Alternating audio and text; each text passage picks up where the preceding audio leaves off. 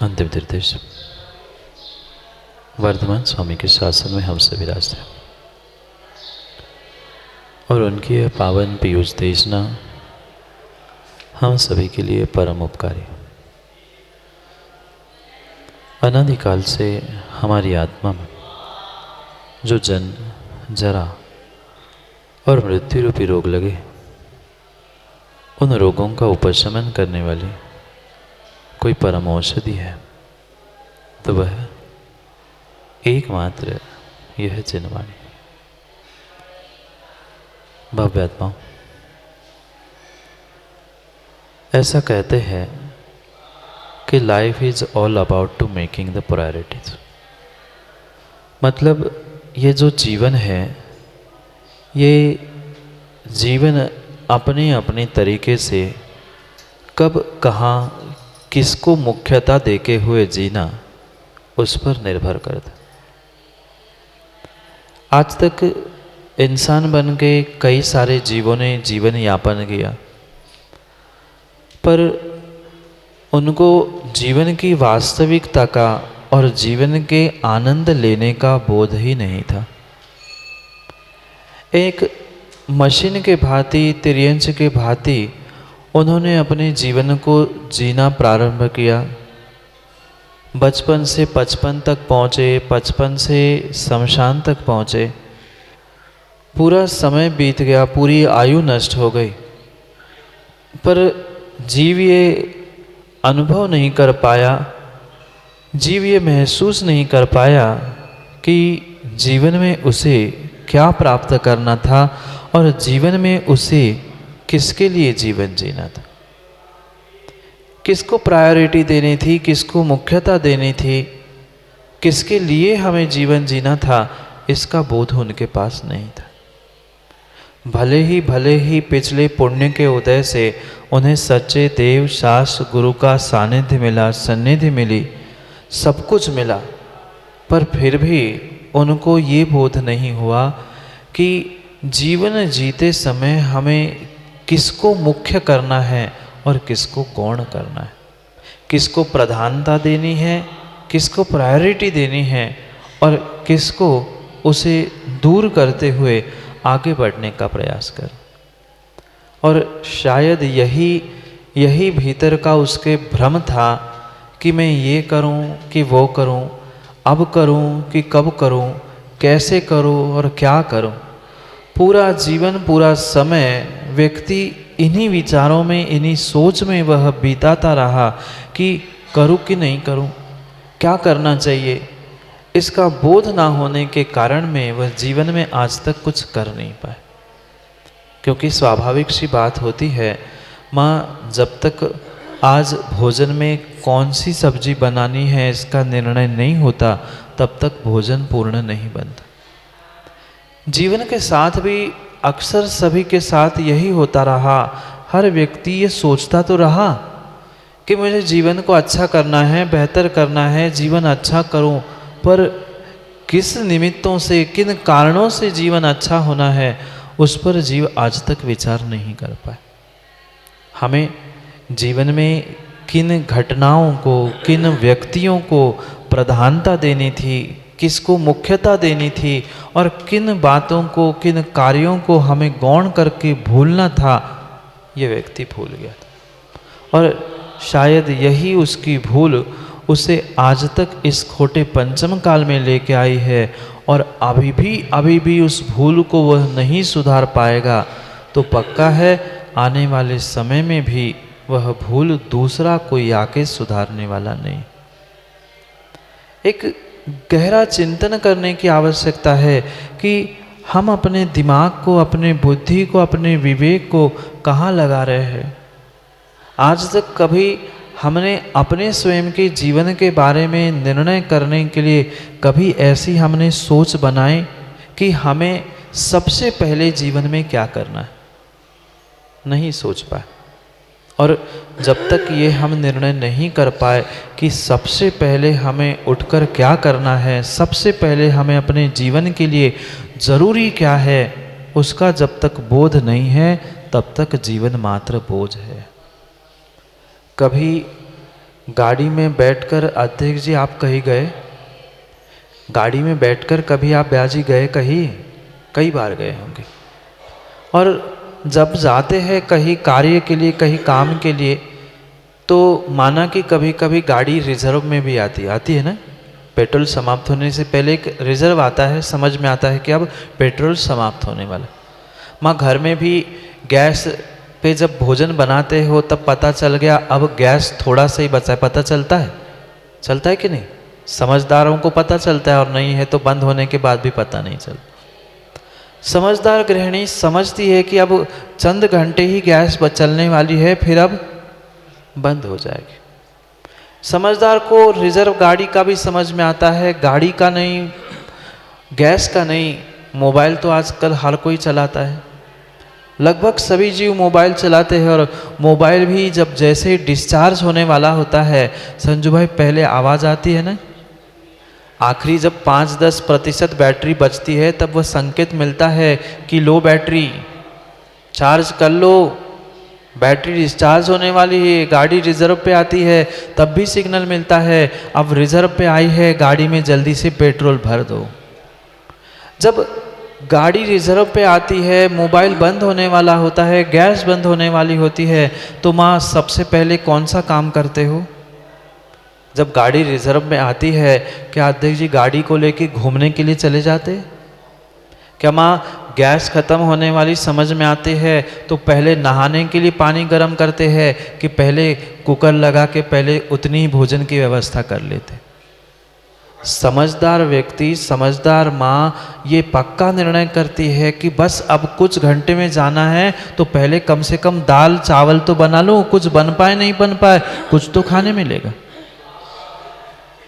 गाड़ी भी रिजर्व में आती है तो पहले व्यक्ति सोचता है कि पहले पंप पे जाऊं, पेट्रोल भरूं और फिर कहीं चला जाऊं। ये विवेक कितना कितना बहिरंग कार्यों में हमारे पास है, इतना विवेक क्या हमारे पास है? उन भोजन बनाने में हम किसकी प्रधानता, किसको पहले काम करना, गाड़ी चलाते समय, मोबाइल में फ़ोन लगाते समय ये विवेक रखते हैं कि सबसे पहले क्या करना है, किसको मुझे अहमियत देनी है। पर जीवन के कार्यों में मैंने कभी अहमियत की बात समझी? मुझे कौन से कार्य को कौन से समय पर अहमियत देनी थी, इसका विवेक नहीं सीख पाए। और यही विवेक का अभाव ही हमारे व्यवहारों में, हमारे जीवन में आनंद नहीं ला पाया। एक दूसरे के साथ बर्ताव करते रहे, व्यवहार करते रहे, अच्छा हो इसका प्रयास भी करते रहे, पर किस व्यक्ति को हमें कितनी अहमियत देनी थी, किस व्यक्ति की किसी बात को हमें कितनी अहमियत देनी थी, ये विवेक आज तक प्राप्त नहीं कर पाए। भोजन बनाते समय माँ कितनी कितनी कितनी अहमियत होती है। आलतू फालतू जब गैस ख़त्म होता है तो अनावश्यक रूप से थोड़ा सा भी गैस जलने नहीं देते, तुरंत बंद करते। क्यों? क्योंकि गैस की, भोजन की तो अहमियत है, पर हमारे जीवन की, हमारे पुण्य की, हमारे अच्छे भावों की हमें आज तक कीमत नहीं। और जब तक उसकी अहमियत, उसकी कीमत, उसकी मुख्यता, प्रधानता हमें समझ में नहीं आएगी, तब तक हम किसके साथ कैसा व्यवहार करना है, हमें अपने जीवन को कैसे अच्छा करना है, ये निर्णय नहीं कर सकते। कुछ दिन से बार बार मैं यही बात समझाने का प्रयास कर रहा हूँ, आपके स्वयं का व्यवहार ही, आपके जीने की कला ही आपके लिए आनंद और सुख देने के लिए निमित्त हो सकती है। क्योंकि ये बाहर की परिस्थितियाँ, दुर्जन, सज्जन, दीनहीन आदि आदि जीव बदलने वाले नहीं हैं, पर उनके साथ हम किस तरह से बर्ताव कर रहे हैं, हमारा उनके साथ किस तरीके से बर्ताव है, यही तुम्हारे जीवन के उस सुख, शांति और आनंद को देने के लिए कार्यकारी उपाय बन सकते। पर क्या करें? हम व्यक्ति के बारे में तो चर्चा करते रहते हैं घंटों घंटों, वह व्यक्ति ऐसा है, वो इंसान ऐसा है, वो ऐसा करता है। जिसकी बुद्धि दुर्बुद्धि होती है वही इंसानों के बारे में सोचता है, और जो सद्बुद्धि और गुणी लोग होते हैं वे अच्छे कार्यों के लिए चर्चा करते हैं, अच्छे बुरे लोगों की चर्चा नहीं करते। लोग, व्यक्ति जो जैसा है, जिसके जैसे कर्म का उदय है, वह बिल्कुल वैसा ही कार्य करेगा, पर निर्णय व्यक्तिगत रूप से स्वयं को करना है। उस जीवन को मैं अच्छा कैसा करूं, उस जीवन को किस प्रकार से बदला जाए। एक दूसरे के प्रति जिनके साथ रह रहे हैं, उनके साथ ही सही हम अपने बर्ताव, अपने व्यवहार को कैसे अच्छा करें। और जब तक एक दूसरे के प्रति को, व्यवहार को, बर्ताव को हम सुधार नहीं पा रहे हैं, तब तक देश, राष्ट्र, समाज, घर, इसमें सुधार होने वाला नहीं। व्यक्ति दूसरे की गलती, दूसरे के व्यवहार को तो देखता है, पर स्वयं को, स्वयं के बर्ताव को नहीं देखता। ये क्यों भूलते हैं, ये क्यों भूलता है व्यक्ति कि सामने वाला अगर आपका अपमान कर रहा है, सामने वाला आपको पसंद नहीं कर रहा है, मतलब कहीं ना कहीं आपके व्यवहार में, आपके बर्ताव में गलती है। व्यक्ति ये तो कह लेता है कि ऐसा क्यों होता है, ऐसा क्यों नहीं होता है, हर कोई इंसान मुझे पसंद क्यों नहीं करता। ये पक्का मानना कहीं ना कहीं आपके व्यवहार में, बर्ताव में, बात करने की तरीके में कहीं ना कहीं गड़बड़ है, इसलिए ऐसा है। ऐसा भी देखने में आता है मोदी जी कि दुकान में बाप और बेटा दोनों बैठते हैं, पर जब दोनों होते हैं तब ग्राहक नहीं आते। थोड़े ही समय के लिए पिताजी जैसे निकल जाते हैं, उतने समय में ग्राहकों की लाइन लगती है। क्यों? क्योंकि बेटे का बर्ताव सबके साथ अच्छा था। अब बेटा को देखकर, बेटे के व्यवहार को और बेटे के दुकानदारी को देखकर पिता ईर्ष्या करके ये कहने लगे, हाँ बहुत बड़ा आया बेटा, मैंने तो सिखाया उसको व्यापार करना, और आज वो बैठने लग गया तो लाइन लग गई, मेरे पास तो कोई आता ही नहीं। ये गलती उस ग्राहकों की नहीं थी, भूल ग्राहकों की नहीं थी। अगर गलती किसी की थी तो आपके व्यवहार की, आपकी भाषण की, आपकी वचनों की थी। ठीक है, कर्मों का उदय था, रहेगा कर्मों का उदय, पर कुछ अंशों में आपका बर्ताव, आपकी गलती का भी तो आपको एहसास करना होगा। क्या ऐसा होते हुए नहीं देखा? देखा है, हमने भी देखा है, अनुभव किया है। एक ही दुकान, वही सामग्री, वही माल, पर गद्दी पर दूसरा बैठता है तो 2 घंटे में लाइन लगती है और बाकी 20 घंटे, 18 घंटे कोई देखने नहीं आता। कहीं ना कहीं व्यक्ति के व्यवहार में, कहीं ना कहीं बर्ताव में, उसकी भाषा प्रणाली में अंतर है। इसी कारण से ये अंतर ग्राहकों में देखा जाता है। जब ग्राहकों में, दुकानदारी में अंतर है, फिर सोचो और माँ विचार करो, आपके जीवन में भी बिल्कुल ऐसा ही अंतर पड़ेगा। कार्य वही होता है, वही भोजन होता है, वही सामग्री होती है, पर हर किसी का भोजन माँ अच्छा बनता है। भोजन बनाते हैं आप लोग? अच्छा कि कच्चा? कच्चा। जो भोजन बनाते हैं वही दाल, रोटी, सब्जी, चावल, सब कुछ वही होता है, पर सबके भोजन का स्वाद एक सा नहीं होता। जैसे भोजन बनाने का तरीका अलग होता है, वैसे ही भोजन का स्वाद बदलता है। ऐसे ही तुम्हारे व्यवहार, बर्ताव का तरीका बदलता है, तुम्हारे जीवन का स्वाद भी, तुम्हारे जीवन की पहचान भी बदल जाती है। व्यक्ति अपनी पहचान, अपनी कीमत तो बढ़ाना चाहता है, पर अपने बर्ताव को, अपने व्यवहार को बदलना नहीं चाहता, अपनी हरकतों को बदलना नहीं चाहता। ये पक्का मानना, अगर आप अपनी हरकतें, अपनी व्यवहार, अपनी क्रियाएं नहीं बदल पा रहे हो, तो कभी भी कितनी घंटों भगवान की पूजा पाठ कर लेना, कोई आपसे खुश होने वाला नहीं है, आपसे प्रसन्न होने वाला नहीं है। क्या करे परेशान कि भाई जीव अपने हरकतों से, अपनी क्रियाओं से, अपने व्यवहार से बाज ही नहीं आता।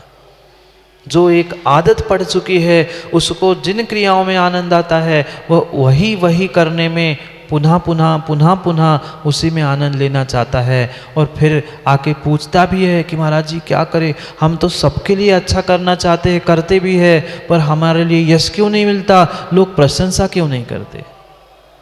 क्योंकि सच्चे भावों से, अच्छे भावों से तुमने कभी भी एक दूसरे के साथ अच्छा बर्ताव, अच्छा व्यवहार नहीं किया। जो जितनी अच्छे और सच्चे भावों से एक दूसरे के प्रति गदगद होकर क्रियाएं करेगा, व्यवहार करेगा, उतना ही तुम्हें वह उतने अच्छे से सम्मान देगा। क्योंकि स्वाभाविक सी बात है, इस संसार में आप जितना दूसरे को सम्मान दोगे, जितना दूसरे के लिए आप अच्छा कार्य करोगे, उतना ही सामने वाला व्यक्ति भी आपके लिए सम्मान देगा और उतना ही अच्छा करता रहेगा। पर क्या करें, आजकल के जीवों को तो वह गदगद भाव, अच्छे भाव लाना दिखता ही नहीं है।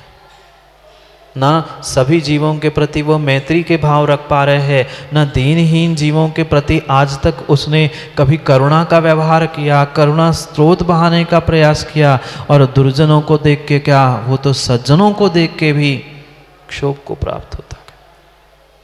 चौथी बात यहाँ पर कह रहे हैं, जो आचार्य भगवंतों ने 4 सूत्र दिए थे जीवन जीने के लिए, मैत्री, प्रमोद, कारुण्य और माध्यस्य, उसमें से 3 सूत्र हमने समझे, चौथे सूत्र को समझना है प्रमोद भाव। किसी हमसे ज्येष्ठ, श्रेष्ठ, उच्च व्यक्ति को देखकर हमारे परिणामों में गदगदता, प्रसन्नता आनी चाहिए कि देखो कितना बड़ा सौभाग्य है कि ऐसे खोटे काल में भी गुणी लोग हैं, हमसे ज्येष्ठ श्रेष्ठ लोग हैं। पर महाराज, हमें आज तक संसार में हमारे अलावा कोई गुणी मिला ही नहीं है।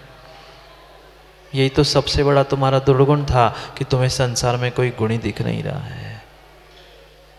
क्या करे, आज मात्र और मात्र कहने के लिए एक दूसरे के लिए झूठा साबित करने के लिए, दूसरे को मिथ्या दृष्टि घोषित करने के लिए वीरेन भाई सम्यक दृष्टि बने हैं, पर सच्चे सम्यक दृष्टि इस पंचम काल में मिल नहीं रहे हैं, दिख नहीं रहे हैं। सम्यक दृष्टि का लक्षण होता है, कोई भी उससे ज्येष्ठ श्रेष्ठ गुणों से युक्त मिलता है, उसको देखकर उसे प्रमुदित भाव आना चाहिए, आनंद आना चाहिए कि हाँ, कोई पंचम काल में भी गुणों से युक्त है।